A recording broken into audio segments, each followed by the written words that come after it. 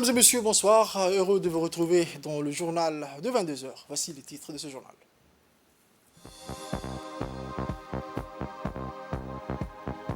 Atelier de plateforme des médias nationaux des États membres de l'IGAD, Sheraton Hotel.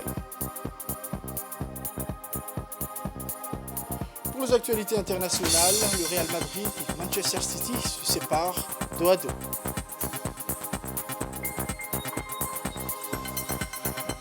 C'était le titre, mesdames et messieurs, le journal au complet à présent. C'est l'hôtel Kempinski qui a abrité une réception officielle à l'occasion de la Journée de l'Europe, célébrée chaque année le 9 mai. L'événement annuel a réuni un certain nombre de membres du gouvernement, dont le ministre de l'Environnement et du Développement durable, M. Mohamed Abdelkader Moussa Helem, l'ambassadrice de l'Union européenne à Djibouti, Mme Sylvie Tabès, ainsi que des ambassadeurs des pays et des membres des missions diplomatiques. La réception a également vu la participation des personnalités civiles et militaires de haut niveau, ainsi que des représentants des agences des Nations Unies travaillant à Djibouti et des organisations non gouvernementales. Il convient de noter que l'Union européenne célèbre chaque année le 9 mai la Journée de l'Europe pour commémorer la déclaration Schuman, une date symbolique considérée comme le moment où le processus d'unité des États membres a commencé, c'est-à-dire le 9 mai 1950, juste 5 ans après la Seconde Guerre mondiale. Au cours de l'événement, l'hymne national de la République de Djibouti et l'hymne de l'Union européenne ont été lancés.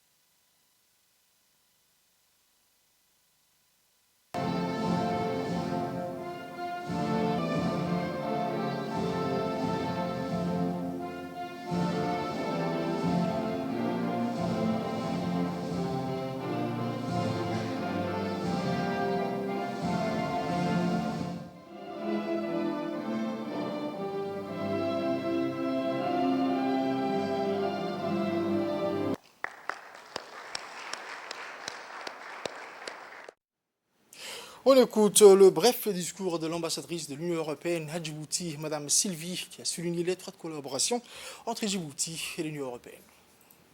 Djibouti, dans la Corne de l'Afrique, dans notre région, suite au déclenchement du conflit sanglant fratricide qui afflige le Soudan, Djibouti a démontré de la plus belle des façons à quel point il partageait les valeurs européennes. Djibouti, fidèle à sa réputation de terre d'accueil et d'échange, a tout de suite répondu présent lorsque les nations du monde lui ont demandé son soutien pour l'évacuation de leurs ressortissants. Diverses opérations d'évacuation se sont déroulées et Djibouti s'est retrouvé au cœur de l'histoire en mobilisant ses ressources pour permettre que des centaines de ressortissants, surtout européens, regagnent leur pays. Sans Djibouti, rien de tout cela n'aurait été possible. Je tiens donc à remercier Djibouti pour son aide précieuse et indispensable. Je tiens à exprimer toute ma gratitude et ma fierté de servir dans ce pays si chaleureux et si grand de son rayonnement, si grand de sa stabilité, si grand de sa population. Les Djiboutiens connaissent ce que représente la paix et s'assurent au quotidien de faire vivre ces valeurs. Quelle belle leçon au monde. Pas par de vaines paroles, mais par des actes. Merci.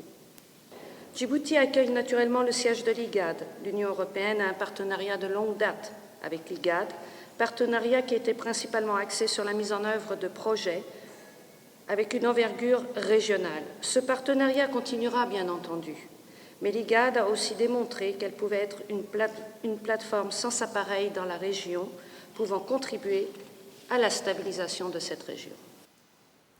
On écoute la prise de parole du ministre Mohamed Abdelkader Moussa Helem à cette occasion. Honoré de me joindre à vous ce soir à cette date historique du 9 mai pour la célébration de la Journée internationale de l'Europe pour commémorer la déclaration Schuman du 9 mai 1950 et qui marque le début de la construction de la communauté européenne. Djibouti, en tant que partenaire historique et stratégique de la communauté européenne, ne peut que saluer les remarquables avancées enregistrées depuis cette date au sein de la communauté européenne. Je me félicite également de l'évolution positive de nos relations avec ces partenaires si précieux qu'est l'Union européenne. Au cours de ces dernières années, nous avons réussi ensemble à forger un partenariat durable et constructif, tant sur le plan de la paix, de la sécurité et sur le plan du développement socio-économique.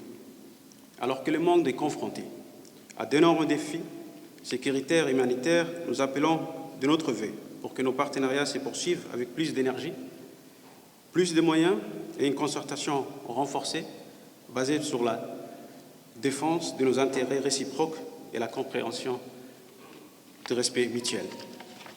Madame l'ambassadrice, je tiens à vous assurer de la ferme volonté du gouvernement de la République de Djibouti à pérenniser la coopération avec l'Union européenne, tant sur le plan bilatéral que sur le plan multilatéral, notamment l'IGAD, et au sein duquel notre pays joue un rôle incontournable pour la paix et la stabilité.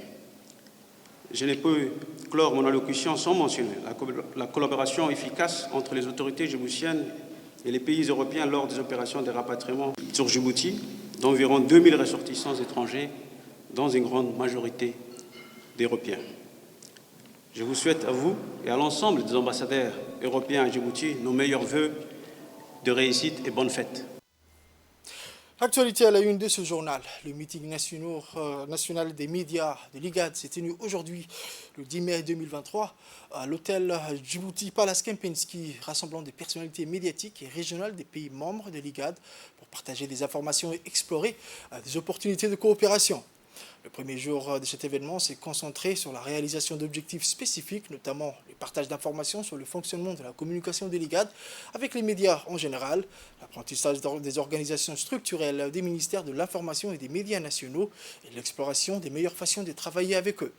L'événement visait également à identifier les domaines de coopération entre les maisons des médias, à partager les connaissances et les meilleures pratiques, à établir une plateforme pour contribuer et emprunter des actualités ainsi qu'à examiner et finaliser le protocole d'accord pour signature.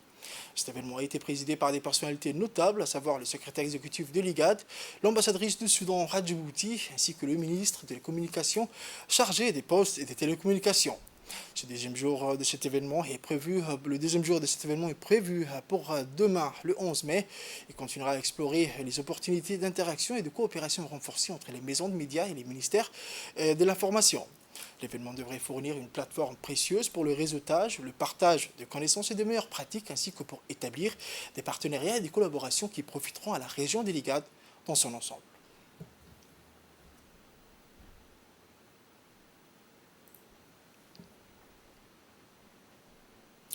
Dans son discours lors de cet atelier de haut niveau, l'ambassadrice de la République du Soudan à Djibouti, Mme Rahma Salah Al-Ubaid, a exprimé sa préoccupation et sa tristesse quant à l'absence de sa délégation à l'événement en raison de la situation actuelle dans la capitale de son pays, Khartoum.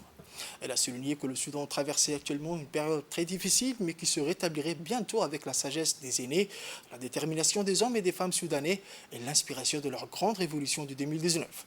L'ambassadrice a martelé l'importance des médias dans la vie politique, économique, culturelle et sociale, soulignant également leur rôle en tant que force puissante. Elle a loué les efforts de l'IGAD pour renforcer les capacités des médias et faciliter l'échange d'expériences et de connaissances entre les États membres. Cependant, elle a également souligné la nécessité d'accorder une plus grande attention au financement du secteur des médias et de la communication, à la sensibilisation et au plaidoyer, à l'harmonisation du renforcement des capacités, à l'adoption de stratégies nationales et à la mise en œuvre de politiques linguistiques pour renforcer le rôle des médias et de la communication dans la région de l'IGAD. L'ambassadrice a conclu son allocution en affirmant que le Soudan se rétablirait bientôt plus forte, unifiée et plein d'espoir que jamais auparavant, grâce à la détermination de son peuple et à l'engagement de la communauté internationale. Pour sa part, le secrétaire exécutif de l'IGAD, le Dr Workene Gebiou, a tenu à souligner que la tenue de cette réunion est une preuve tangible de l'engagement de l'organisation à promouvoir les buts et objectifs de l'IGAD, notamment l'intégration régionale. Il a également exprimé sa gratitude envers le ministre de la Communication et son équipe pour avoir accueilli cette réunion à Djibouti. siège de l'organisation régionale, et pour l'hospitalité dont toute la délégation a bénéficié durant sa visite. Le secrétaire exécutif a également exprimé sa reconnaissance envers les représentants de haut niveau des ministères de l'Information et de la Communication, des TIC, des médias ainsi que les radiodiffuseurs télévision pour leur intérêt à se réunir, explorer les moyens de collaborer et informer, éduquer également les citoyens de la région et du monde entier sur les pays, les réalités et les inspirations de la région. Le secrétaire exécutif a ainsi salué la transparence des informations fournies aux habitants de la région par les agences de presse et les journaux accrédités auprès de l'IGAD. Il a exprimé sa gratitude envers tous les participants pour leur engagement à promouvoir la paix, la sécurité, la bonne gouvernance et le développement dans la région, témoignant ainsi d'une coopération forte, durable et de qualité entre l'IGAD et les médias de la région. Ensuite, nous allons suivre l'intervention du ministre des Communications, chargé des postes et des télécommunications, son Excellence, M. Redouane Abdullahi Bahdoun. Un grand honneur et une profonde gratitude que je vous accueille aujourd'hui à Djibouti, terre hospitalière de rencontres, d'échanges pour une importante réunion des responsables des médias, des LIGAD. En tant que ministre de l'Information de Djibouti, je suis fier de vous accueillir dans notre magnifique pays qui se tient au carrefour des nations de l'Afrique de l'Est. Permettez-moi tout d'abord de saluer chaleureusement les représentants de 7 pays des LIGAD qui sont réunis ici aujourd'hui. Cette réunion revêt une importance capitale pour renforcer notre coopération régionale dans le domaine des médias et de l'information. Je suis convaincu que cette plateforme numérique que nous allons lancer aujourd'hui ouvrira de nouvelles perspectives pour la diffusion rapide et efficace de nouvelles et des informations concernant les activités de l'IGAD et de notre région. L'IGAD a toujours été un catalyseur de paix, de stabilité et de développement dans l'Afrique de l'Est. En encourageant le dialogue, la coopération et la compréhension mutuelle, cette organisation régionale a joué un rôle crucial dans la promotion de la prospérité et du bien-être de nos peuples. Aujourd'hui, nous franchissons une nouvelle étape en créant une plateforme numérique qui facilitera encore davantage les échanges d'informations et renforcera notre coopération médiatique au sein de l'IGAD. Mesdames et messieurs, nous vivons à une époque où les médias et les technologies de l'information jouent un rôle central dans la société. Les nouvelles et les informations circulent à une vitesse sans précédent, transcendant les frontières géographiques et rapprochant les peuples. Cependant, cette abondance d'informations soulève également des défis, notamment en matière de vérification des faits et de préservation de l'intégrité journalistique. C'est pourquoi il est essentiel que nous, en tant que responsables des médias, travaillions main dans la main pour promouvoir des normes éthiques élevées et une information juste et de qualité. La plateforme numérique de l'IGAD que nous allons signer aujourd'hui offre une occasion unique de partager nos meilleures pratiques, d'échanger des idées novatrices et de renforcer notre collaboration pour promouvoir une information juste, précise et responsable. Nous allons écouter une réaction recueillie auprès du directeur de la communication du ministère des Communications, chargé des postes et des télécommunications. On écoute le directeur Michel. Pour une réunion de l'IGAD avec les médias des pays membres, la réunion a pour objet de discuter d'un accord de paix qui avait été initié en 2017 pour mettre en place une plateforme numérique qui va rassembler tous les médias. Et cette plateforme est destinée à être utilisée par les journaux, les télévisions, les radios, bref, tous les organes de presse des pays membres de l'IGAD pour à la fois alimenter et avoir aussi accès aux informations qui sont là-dedans. Donc ce sera pour d'abord sensibiliser les peuples de nos pays, de notre région, sur les activités de l'IGAD.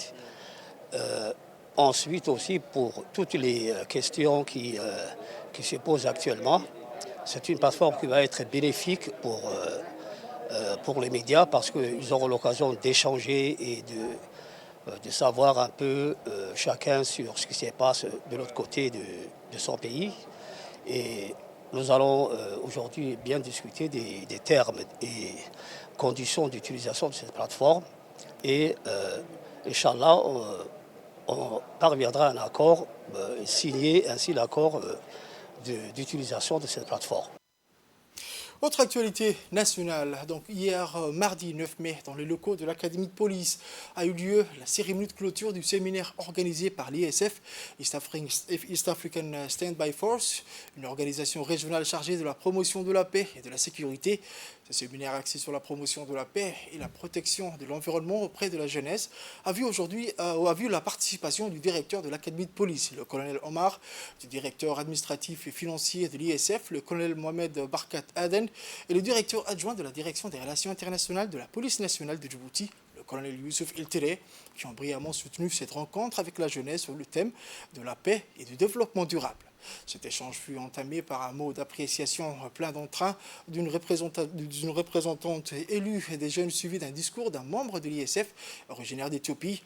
Les jeunes réceptifs à la sensibilisation menée en leur faveur ont pu assister à une série de discours des officiers supérieurs, à commencer par le colonel Omar qui a su trouver les mots justes pour inspirer les jeunes et leur garantir le soutien nécessaire pour les impliquer à la promotion de la paix, suivi du colonel Mohamed Barkat Aden qui par son intervention a non seulement motivé les jeunes, mais a aussi clôturé la cérémonie par une série de remerciements. Par la suite, l'intégralité des participants de ce séminaire ont procédé à la plantation d'arbres au sein de l'Académie de police. D'abord, pour renforcer les espaces vers de l'Académie, puis afin d'impliquer la population, notamment la jeunesse, à œuvrer pour la protection de l'environnement et la sensibiliser à la paix, le développement durable, la cohésion sociale et la sécurité. Cette cérémonie riche en activités fut clôturée par une photo de famille, symbole de l'amitié interrégionale présente lors de ces 3 jours de séminaire. Maintenant, dans le grand format de ce soir, un grand format qui traite les projets menés par la Fondation IOG pour un logement convenable. Voici un MAC de la rédaction.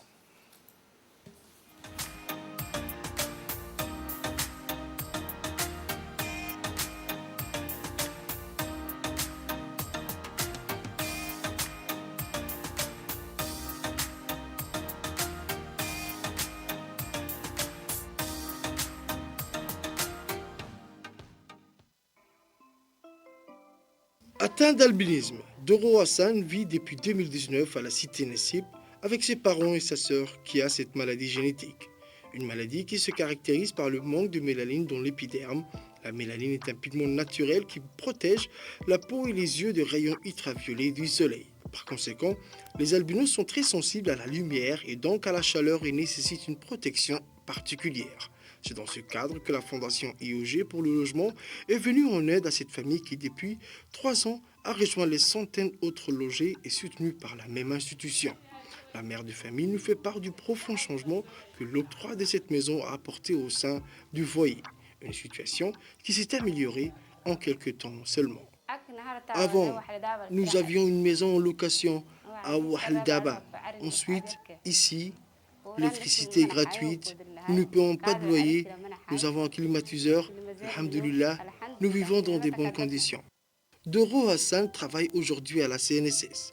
Elle a été recrutée peu après le dépôt de sa candidature. Comme chaque matin, elle pointe comme tous les autres employés.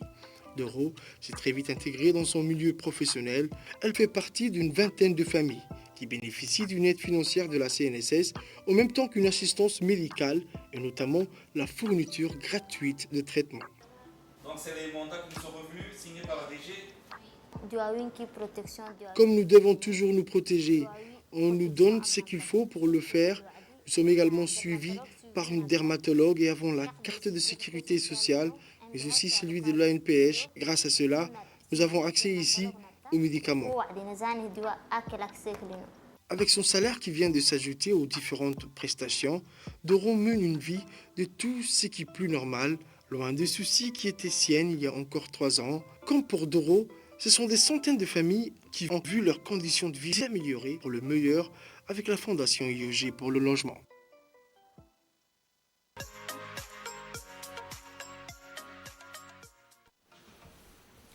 Dans les actualités régionales, au Soudan, l'ONU a annoncé mardi que près de 700 000 personnes avaient été déplacées par la guerre qui oppose l'armée soudanaise et les forces paramilitaires de soutien rapide depuis le 15 avril dernier. Le nombre de personnes déplacées à l'intérieur du Soudan a plus que doublé au cours de la semaine dernière, selon les données recueillies par la matrice de suivi du déplacement de l'Organisation internationale pour les migrations.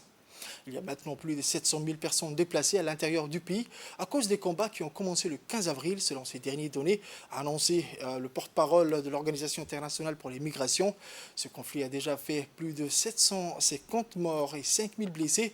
Près de 150 000 réfugiés ont fui vers les pays voisins, tandis que les déplacés à l'intérieur du Soudan sont désormais plus de 700 000 selon l'ONU, plus double par rapport aux 340 000 comptabilisés mardi dernier. Beaucoup ont fui Khartoum, une ville de 5 millions d'habitants, où ceux qui restent vivent désormais barricadés chez eux. Pour les actualités internationales, je vous disais dans le titre que Manchester City a accroché le Real Madrid à 1-1 mardi au Santiago Bernabéu en demi-finale aller de Ligue des Champions. Il devra désormais battre les champions d'Europe en titre le 17 mai à l'Etihad Stadium pour espérer valider son ticket pour la finale. Vinicius a ouvert la marque à la 36e minute d'une puissante frappe du droit décochée depuis l'entrée de la surface après un contre-éclair amorcé par Eduardo Camavinga qui a laissé Bernardo Silva derrière lui. Mais Kevin De Bruyne, discret jusqu'alors, lui a répondu à la 60e minute d'un super but similaire de droit qui a éteint le Bernabéu. Le Real sera assaillir la forteresse de l'Etihad Stadium au retour pour espérer de priver Pep Guardiola et City d'un sac continental tant attendu et se hisser vers une deuxième finale de rang. C'est tout pour ce journal de ce soir, mesdames et messieurs. Merci à vous de l'avoir suivi et restez avec nous pour la suite du programme sur Télé Djibouti.